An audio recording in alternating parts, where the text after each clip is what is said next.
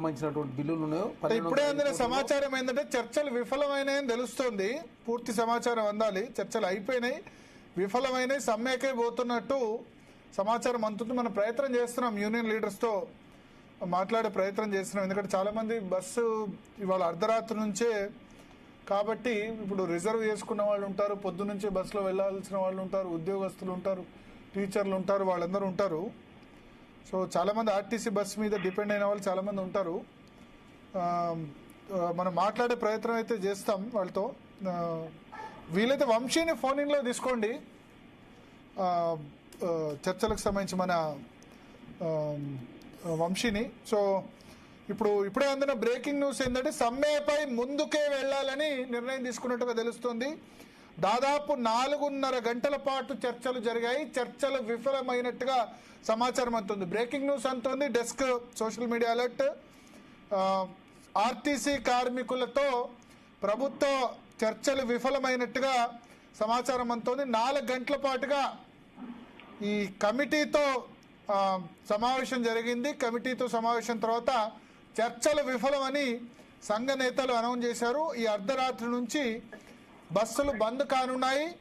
ఈ అర్ధరాత్రి నుంచే స్ట్రైక్ వెళ్ళనట్టుగా కూడా సమాచారం అందుతోంది. ఎవరైతే ప్రజలు ఆర్టీసీ బస్సుల మీద డిపెండ్ అయ్యారు, ఎందుకంటే చాలామంది ప్రభుత్వ ఉద్యోగులు, టీచర్లు, విద్యార్థులు, ఎస్పెషల్లీ బస్ పాస్ ఉన్న విద్యార్థులు స్కూళ్లకు వెళ్ళాలన్నా ఈ పల్లె వెలుగు బస్సులే పాపం కావాలి. తర్వాత టీచర్స్ లేకపోతే మహిళా ఉద్యోగులు వెళ్ళాలన్నా సరే వాళ్ళు బస్సుల మీద డిపెండ్. మహాలక్ష్మి స్కీమ్ వల్ల చాలా మంది మహిళలు ఫ్రీ బస్సు ప్రయోజనం కూడా పొందుతున్నారు. చాలా ఇబ్బందులు అయితే ఖచ్చితంగా అవుతాయి.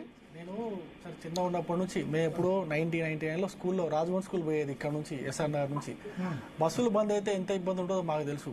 ఎర్రమంజల్ రాజభవన్ నుంచి ఎస్ఆర్ఆర్ గ్రామీణ ప్రాంతాల్లో నడుచుకుంటూ వచ్చేది. మేము అప్పట్లో ఆ బస్సులు బంద్ నడుచుకుంటూ వచ్చేది. 40 సంవత్సరాలు అవుతుంది, ఇంకా కూడా ఈ ఆర్టీసీ అనేది ఒక సమస్య లాగానే తయారైంది.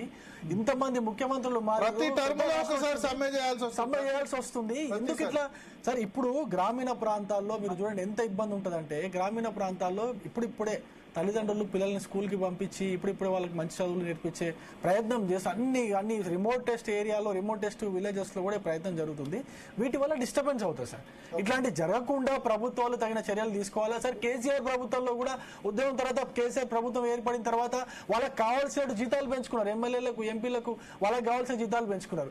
ఇప్పుడు రేవంత్ రెడ్డి గారు కూడా వచ్చి ఆయన కావాల్సిన వ్యక్తులందరికీ కూడా సలహాదారుని ఒక బోర్డు పెట్టేసి వాళ్ళకు లక్షల జీతాలు ఇచ్చేసి ఆ పనులు చేసుకుంటారు. కానీ ఆర్టీసీ పైన ఎందుకు ఇంత శీతకన్ను పెడుతున్నారో ఇప్పటికీ కూడా అర్థం కాదు. మా ప్రతినిధి వంశీ సిద్ధంగా ఉన్నారు. వంశీ,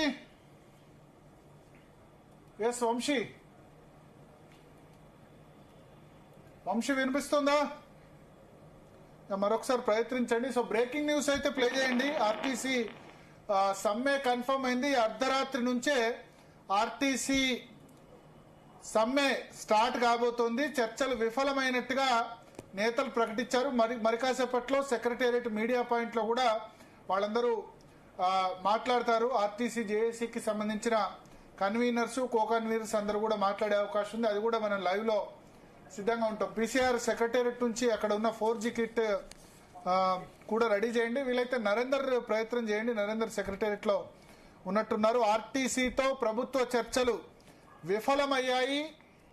రేపటి నుంచి సమ్మెకు వెళ్తున్నట్టుగా ఆర్టీసీ కార్మిక సంఘాలు మరి కాసేపట్లో అధికారికంగా ప్రకటిస్తున్నాయి. సో ప్రజలు ఎవరైతే, ఎందుకంటే రోజు ఆర్టీసీ దాదాపు నాకు తెలిసి ఒక 30 నుంచి 40 లక్షల మందిని గమ్యస్థానాలకు చేరుస్తుంది అనుకుంటా.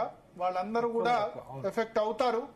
కేవలం 20 to 25% బస్సెస్ మాత్రమే నడిచే అవకాశం ఉంది. అది ప్రైవేట్ ఆపరేటర్స్ ఎవరైతే ఆర్టీసీకి సప్లై చేస్తున్నారో వాళ్ళ ద్వారా మాత్రమే వెళ్లే అవకాశం ఉంది. ఎస్ చరణ్ కౌశిక్ గారు. సార్ ఇది 4 గంటల చర్చలు జరిగాయి, బట్ విఫలమయ్యాయట. ఇక్కడ ఏమైందంటే ఏప్రిల్ 1, 2026 నాడు ఉన్నత స్థాయి కమిటీ ఏర్పాటు చేశారు. 4 వారాలలో రిపోర్ట్ ఇస్తామని చెప్పారు. ఈ రిపోర్ట్లు అదే కదా ఇప్పుడు ఐఏఎస్ ల కమిటీ,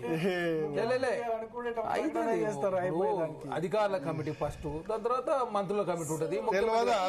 మీకు ఏం తేడా లేదు, వాళ్ళు సఫర్ చేశారు, ఇప్పుడు మీరు సఫర్ చేయలేదు. మిమ్మల్ని నమ్మి మునిగిపోయామని మొన్ననే లాస్ట్ టైం డిఎన్ఏ లో చెప్పారు. కాంగ్రెస్ ని నమ్మి మేము వేస్తే మమ్మల్ని వీళ్ళు కూడా ముంచారు. వాళ్ళు ముంచారు వీళ్ళు ముంచారు అని చెప్పారు. దయచేసి చర్చలు చేస్తాను కూడా ప్రభుత్వం ముందు రాకపోతే కోర్టు పోయి కమిటీల మీద కమిటీలో అరే అది ఎన్ని రోజులు 52 రోజులు పాటు చేసిరు. చెప్పండి చర్చలు లాభం ఎందుకాలే? మేము వచ్చిన తర్వాత డిఏ ఇచ్చినాము, తర్వాత పిఆర్సీ ఇచ్చిరు, కొత్త బస్సు సార్ ఎందుకే 2017 పిఆర్సీ వాళ్ళకి పెండింగ్ పెడిపోతే మేము ఇచ్చింది కదా. భలే ఉన్నది. అదే 7,380 కోట్ల రూపాయలు మహాలక్ష్మి పథకం కింద ఇచ్చిన, ఇంకా 3,000 కోట్ల రూపాయలు ఇవ్వాలి, అది కూడా ఇస్తామని చెప్పారు ప్రభుత్వం. అదే కాక వాళ్ళ సంబంధించిన బకాయిలు 1,205 కోట్లు ఉంటే 605 కోట్ల రూపాయలు రాష్ట్ర ప్రభుత్వం చెల్లించింది. మహిళలు కూడా స్ట్రైక్ చేస్తారు. ఇక వాళ్ళకి అనవసరంగా ఫ్రీ బస్ ఇచ్చారు. రేపటి నుంచి ఎవరు ఇస్తారు చెప్పండి? మీరు ఇస్తారా టికెట్ డబ్బులు? ప్రాథమిక దశలో ఉన్న ప్రైవేట్ బస్సు లూట్ నడుస్తుంది రేపు డెఫినెట్ గా. ప్రైవేట్ బస్సులు నడుస్తే 25% లూట్ నడుస్తుంది. ఆటోలు క్యాబ్స్ అన్ని రేట్స్ పెరిగిపోతాయి. మొన్నటి వరకు మీరు గుర్తుపెట్టుకోవాలి, స్విగ్గీ జొమాటో సంబంధించి వాళ్ళ సంబంధించిన సమస్య కామెంట్ రాశారు.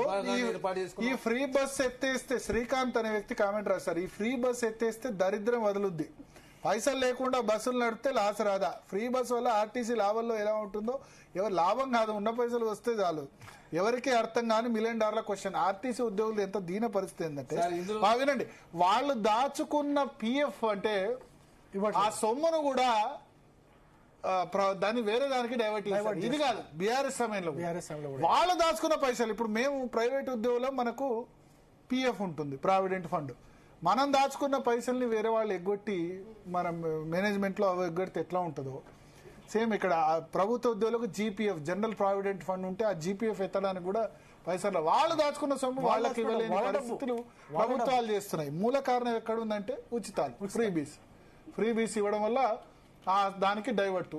అప్పుడు ఏం చేస్తారు ఈ ప్రభు విధులు, 2% ఉన్న మీ ప్రభుత్వ ఉద్యోగులు కావాలా, 98% ఉన్న ప్రజలు కావాలా, మాకు 98% ఉన్న వాళ్ళ ఉచితాలు ఆపమంటారా, రైతు భరోసా ఆపాలా, ఫ్రీ బస్ ఆపాలా, ఏం ఆపాలా అని చెప్పి వాళ్ళకి వీళ్ళకి కొట్లాట పెడతారు. ఏ ప్రభుత్వం అయినా వీళ్ళనట్లే. నాకు ఒక ప్రశ్న, అంటే నేను బడ్జెట్ లో బ్యాంకర్ ని కాబట్టి నాకు బడ్జెట్ లో వచ్చే ప్రశ్న, ఈ ప్రశ్న ఏంటంటే 3 లక్షల కోట్ల బడ్జెట్ సార్, 3 లక్షల కోట్ల బడ్జెట్ సంవత్సరానికి ఆర్టీసీకి ఇవ్వాల్సింది 5,000 కోట్లు మాక్సిమం 5,000 కోట్లు అంతే. నాకు తెలిసి 3 లక్షలు అంత అవసరం లేదు, అంత కూడా అవసరం లేదు. 3 లక్షల కోట్లలో ఒక 10% సార్, అది 3,000 కోట్లు ఇవ్వలేకపోతే ఎందుకు సార్ ఇంకా ప్రభుత్వం? ఒకటి ఈ బడ్జెట్ కాకుండా మళ్ళీ ఇప్పటికే 2 సంవత్సరాల్లో 3 లక్షల ఇంకోటి 3 లక్షల కోట్లు ఇప్పటికే అప్పు చేశారు. మళ్ళీ 3,000 కోట్లు చెప్పండి, రైతు బంధుకు 18,000 కోట్లు ఇస్తున్నారు. నేనేమంటున్నా, ఇవన్నీ పెట్టుకున్న ప్రోగ్రామ్స్, ఇప్పటికీ పెన్షన్స్ 12-13,000 కోట్లు, 15,000 కోట్ల దాకా పెన్షన్స్ ఇవ్వాలి ఇయర్లీ, ఉద్యోగుల జీతాలు ఇవ్వాలి, అంత టైట్ గా ఫిక్స్ అయి కూర్చుంది. నేను ఏమంటున్నా, ఇదే ముఖ్యమంత్రి రేవంత్ రెడ్డి గారు అప్పట్లో ఎంత బడ్జెట్ ఉండే, ఇప్పుడు 3 లక్షల కోట్ల బడ్జెట్ ఉంది, ఏం చేసుకుంటా చెప్పండి, మీకేం కావాలి? ఒకసారి మా ప్రతినిధి నరేంద్ర సెక్రటేరియట్ వచ్చి లైవ్ లో సిద్ధంగా ఉన్న నరేంద్ర